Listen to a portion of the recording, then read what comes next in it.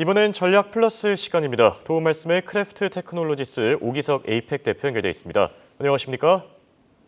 네, 안녕하세요. 크래프트 테크놀로지스의 오기석입니다. 네, 주식 시장에는 Sell and May and Go Away, 굉장히 유명한 격언이 있죠. 5월에는 네, 팔고 증시를 떠나야 된다 이런 뜻인데 최근 시장 분위기를 보면은 투자자들이 떠나는 것 같진 않습니다. 이 격언 올해는 어떻게 봐야 되겠습니까? 네, 그 오래된 격언이죠. 5월에 팔고 뭐 11월에 다시 돌아와라.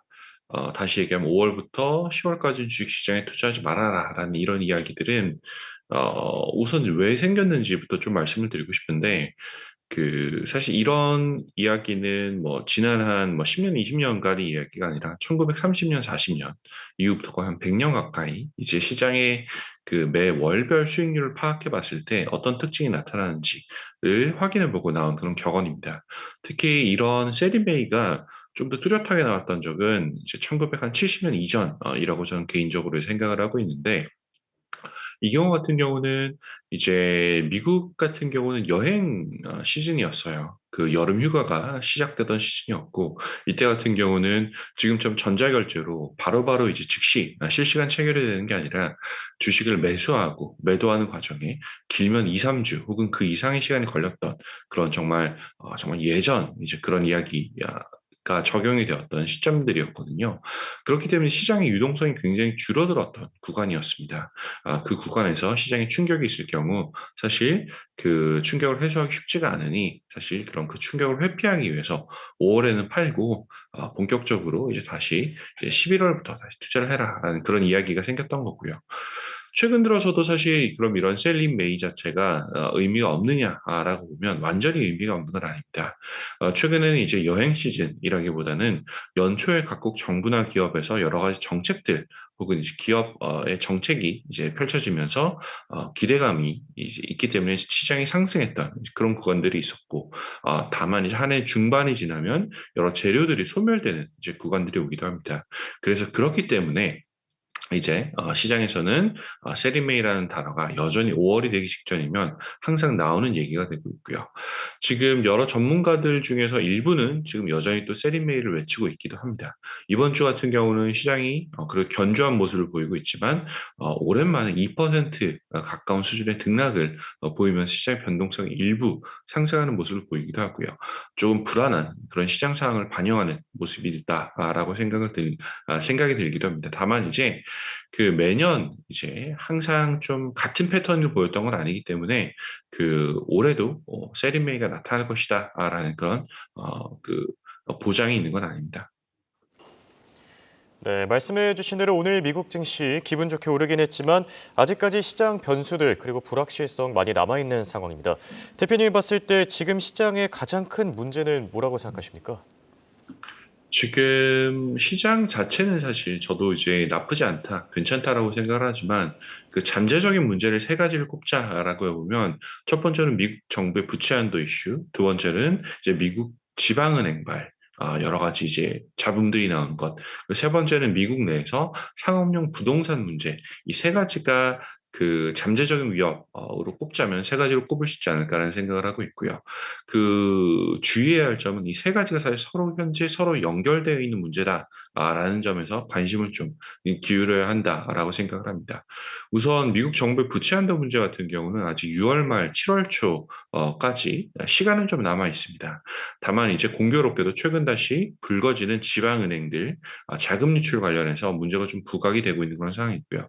그리고 지방은행들 문제가 불거지는 이유 중에 하나는 지난 한 4, 5년 동안 지방은행들이 투자 포트폴리오 확대했었던 이제 상업용 부동산의 대출이 지금 그 반대로 부동산 시장의 그 위축에 따라서 부메랑처럼 되돌아오면서 지방 은행들의 재무 건전성을 위협하고 있는 그런 상황이거든요.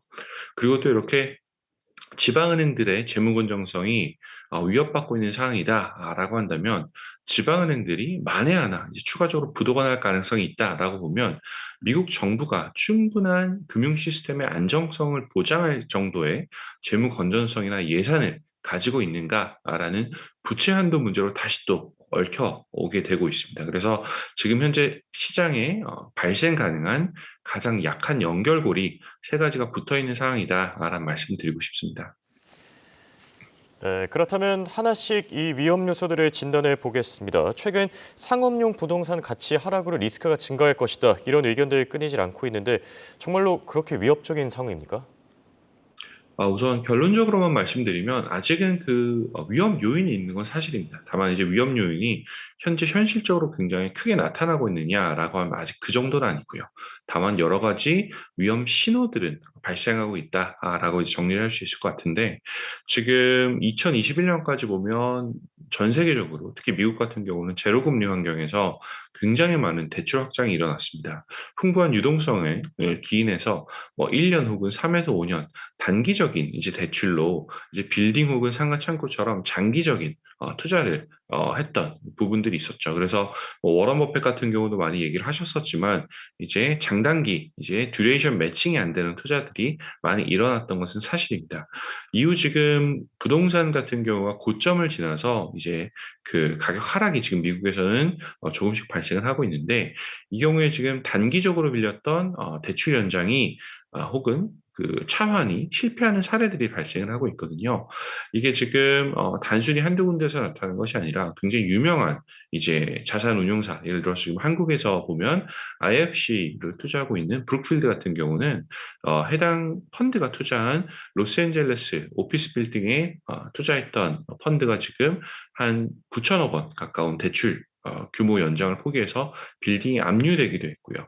그리고 굉장히 유명한 또 운용사죠. 핌코에서 운영하는 펀드 같은 경우는 뭐 샌프란시스코, 뉴욕 여러 한 7개 정도 오피스 빌딩을 투자한 펀드가 있는데 이 펀드 같은 경우 2조 원 정도 지금 담보대출이 일어났지만 이자 부담을 견디지 못하고 파산했던 경우도 있었습니다. 그리고 모건 스탠리 같은 경우는 이런 지금 사태를 보고 2025년 말까지 그 만기가 도래하는 그 부동산 부채가 약 2천조 원에 가깝다라고 이제 얘기를 하면서 상황이 지속적으로 안 좋아질 경우는 차원의 문제가 있을 수 있다라는 이야기를 하고 있는데 지금 뭐 일부 모두는 아닙니다. 일부 사무실이나 아니면 소매상점 같은 경우는 평가 가치가 고점 대비 한 40% 가까이 하락을 하면서 디폴트 위험이 발생하고 있는 건 사실이다라는 게 모건스테인 경고입니다.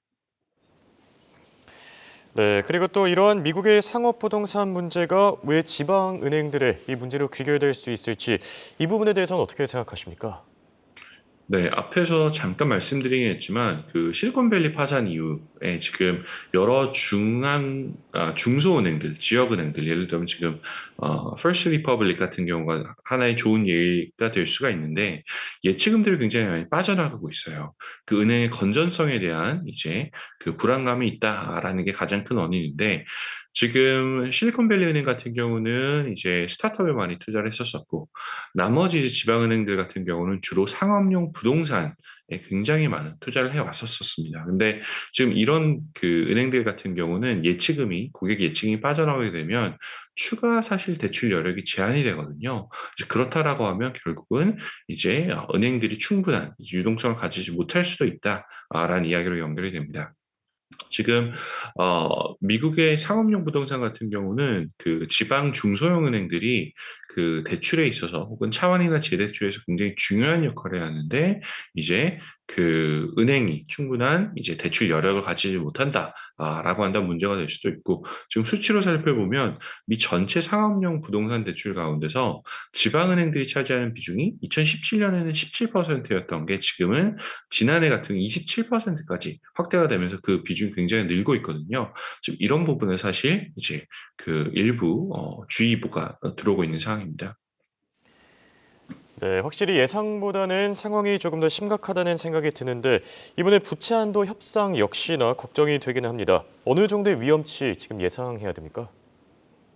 네, 상황이 예상보다는 좀 위험하다라는 표현이 딱 맞긴 하지만 다만 이제 하나 또 말씀드리고 싶은 거는 다만 이런 위험, 세 가지 지금 위험 말씀드렸던 거는 현재 지금 바로 나오는 게 아니라 한 1개월 혹은 2개월에 나올 수 있는 위험 요건들이다라는 걸 좀 말씀을 드리고 싶고요.